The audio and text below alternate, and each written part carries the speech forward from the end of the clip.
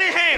آج کہتے بیٹی بچاؤ بیٹی پڑھاؤ, بیٹی بچاؤ بیٹی پڑھاؤ. ہم نے کہا تمہیں 1400 سال کے بعد شعور آیا.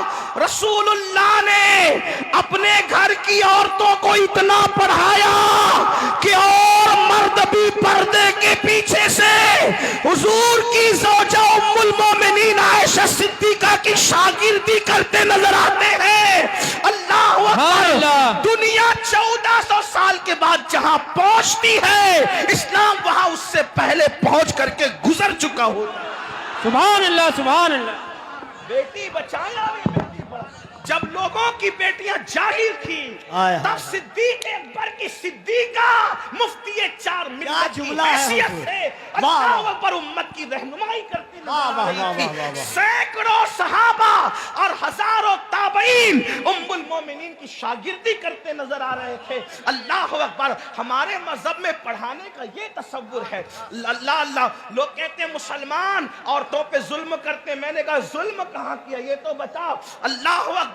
حضرت مریم پہ الزام لگتا ہے. دیکھو عورت کا مرتبہ ہمارے یہاں کیا ہے. حضرت مریم پہ الزام لگتا ہے, انہی کے ننھے شہزادے سے برات کروائی جاتی ہے. حضرت یوسف پہ الزام لگتا ہے, زلیخا کے ننھے سے اس کے خاندان کے بچے سے برات کرائی جاتی ہے. لیکن جب محبوب کی زوجہ پہ منافقین الزام لگاتے ہیں, اگر اللہ چاہتا تو زمین کا ذرہ ذرہ اماں عائشہ کی طہارت کی گواہی دیتا, مگر منظور نہ ہوا. اللہ نے محبوب کی بیوی کی طہارت خود بیان قرآن میں فرمائی. سبحان اللہ. یہ شان والی خاتون ام المومنین عائشہ صدیقہ, وہ پوچھتی ہیں, بڑی شاعرہ تھی, عالمہ تھی, بلکہ ایک مرتبہ حضور ان کی گود میں لیٹے ہوئے ہیں. حضور ان کی گود میں سر رکھ کر کے لیٹے ہوئے ہیں. تو ایک مرتبہ وہ رات کا ٹائم ہے, وہ چاند کو کہتی ہے شعر میں, اے آسمان کے چاند, او آسمان کے چاند, تو صرف رات کو چمکتا ہے جب سورج نہیں ہوتا. ذرا میرا چاند دیکھ, یہ تو رات کو بھی چمکتا ہے اور یہ تو دن کو بھی چمکتا ہے. نعرہ تکبیر. دونوں ہاتھوں کو اٹھا کر نعرہ تکبیر, نعرہ رسالت, جمال مصطفیٰ, جمال مصطفیٰ. او آسمان کے چاند, تو صرف رات کو چمکتا ہے. کہاں گئے وہ لوگ جو کہتے ہیں نعت پڑھنا بدعت ہے؟ کہاں گئے وہ لوگ جو کہتے ہیں نعت پڑھنا بدعت ہے؟ ارے نعت تو ام المومنین عائشہ صدیقہ بھی پڑھ رہی ہے. اگر یہ بدعت ہے تو پھر سنت کس چیز کا نام ہے؟ ام المومنین کہتی ہو آسمان کے چاند, تو صرف رات کو چمکتا ہے, میرا چاند دیکھ, یہ رات کو بھی چمکتا ہے دن کو بھی چمکتا ہے. تو آقا نے مسکرا کے کہا عائشہ تم شاعرہ کب سے بن گئی؟ تو جواب دیتی ہے جب سے آپ کا جلوہ دیکھا ہے ہم نے بھی شعر کہنا شروع کر. اللہ اللہ اللہ اللہ اللہ. سبحان اللہ سبحان اللہ. اسی ام المومنین نے پوچھا, توجہ کریں, اسی ام المومنین نے پوچھا کیا یا رسول اللہ آپ کے حسن میں اور حسن یوسف میں کیا فرق ہے؟ فرق کیا ہے؟ حسن یوسف پہلے سن لے, تھوڑا سا اشارہ دے دوں. حسن یوسف کیا, حسن یوسف کیا؟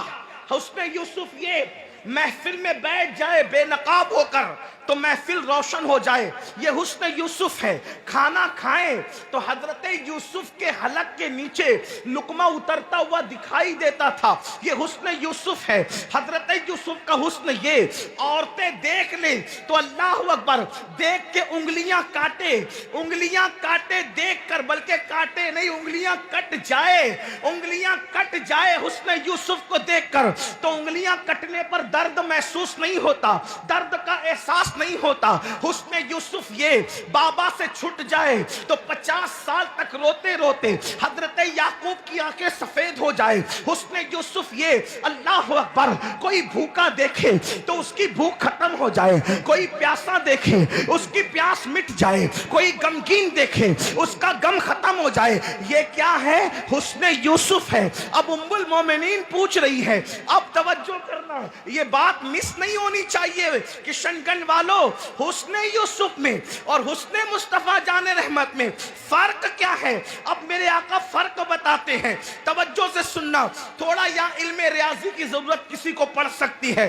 آقا فرماتے ہیں عائشہ عائشہ عائشہ میں اللہ نے, توجہ, اللہ نے اپنے نور سے میرے نور کو پیدا کیا. حسن یوسف اور حسن مصطفیٰ کا فرق دیکھیں. کہتے ہیں آقا عائشہ اللہ نے اپنے نور سے میرے نور کو پیدا کیا, اللہ نے اپنے نور سے میرے نور کو پیدا کیا. میں بار بار جملوں کی تکرار اس لیے کر رہا ہوں کہ یہاں پڑھے لکھے بھی ہوں گے اور میری طرح کچھ ان پڑھ بھی آئے ہوں گے, تو ان لوگوں کو بھی بات سمجھ میں آ جائے. کیا عائشہ عائشہ اللہ نے اپنے نور سے میرے نور کو پیدا کیا, اور پھر فرماتے ہیں اس نور کو اللہ نے جیسا کہ چاہا 10 حصوں میں تقسیم کیا.